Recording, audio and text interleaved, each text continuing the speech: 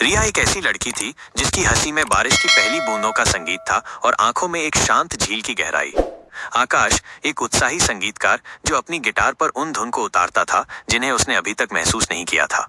उनकी मुलाकात एक पुराने सुनसान कैफे में हुई थी जहां आकाश अपनी धुनों में खोया हुआ था और रिया अपनी कॉफी की प्याली थामे एक किताब पढ़ रही थी।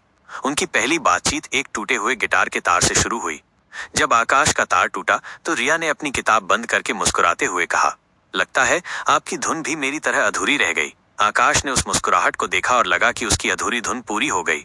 धीरे धीरे उनका रिश्ता दोस्ती से मोहब्बत में बदल गया। रिया जो हर बात पर हंसती थी अब आकाश की गिटार की धुन पर खुद को खोने लगी।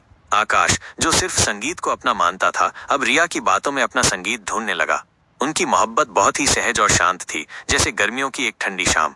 वे घंटों एक दूसरे के साथ बिना कुछ कहे बैठे रहते थे, बस एक दूसरे की मौजूदगी का एहसास ही काफी था। एक दिन आकाश ने रिया के लिए एक गीत लिखा। उस गीत का नाम था अधूरा एहसास। ये गीत उनकी प्रेम कहानी का सार था।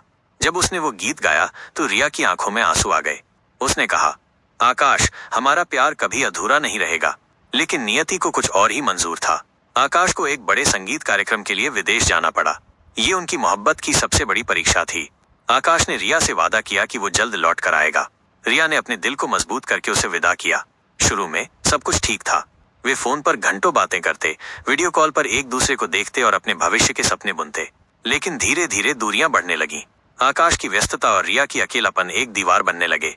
उनके बीच की बातचीत कम होने लगी और उनके संदेश सिर्फ कैसे हो और मैं ठीक हूं तक सीमित हो गए। एक शाम रिया ने आकाश को फोन किया। उसने बहुत कोशिश की लेकिन आकाश ने फोन नहीं उठाया। कई दिनों तक ऐसा ही चलता रहा। अंततः एक दिन आकाश का एक छोटा संदेश आया, रिया, शायद हमारा रास्ता अलग हो गया है, मुझे माफ कर देना। रिया का दिल टूट गया। वो समझ नहीं पा रही थी कि उनकी मोहब्बत कब और कैसे अधूरी रह गई। उसने आकाश को कई संदेश भेजे लेकिन कोई जवाब नहीं आया।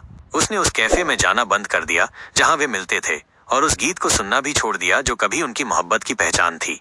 कई साल बीत गए। रिया अपनी जिंदगी में आगे बढ़ गई लेकिन उसके दिल में उस अधूरी मोहब्बत की कसक हमेशा रही। एक दिन वो अपनी पुरानी चीजों को देख रही थी जब उसे आकाश का दिया हुआ एक छोटा सा नोट मिला। उस नोट पर लिखा था, तुम्हारी अधूरी धुन पूरी करने के लिए हमेशा वापस आऊंगा। रिया की आंखों में आंसू भर आए। वो समझ गई कि उनकी कहानी अधूरी रही लेकिन उसकी यादें और उस अधूरी मोहब्बत का एहसास हमेशा के लिए उसके साथ रहेगा। ये एक ऐसा एहसास था जो न तो पूरी तरह से खुशी दे सकता था और न ही पूरी तरह से दर्द। ये सिर्फ एक खूबसूरत और दुखद याद थी जो हमेशा दिल के एक कोने में बसी रहेगी। आज भी जब कहीं से किसी गिटार की धीमी धुन आती है तो रिया को वो कैफे, वो धुंधली शाम और वो अधूरा गीत याद आता है। उसे लगता है कि कुछ कहानियां पूरी होने के लिए नहीं बल्कि हमेशा के लिए दिलों में बस जाने के लिए होती हैं।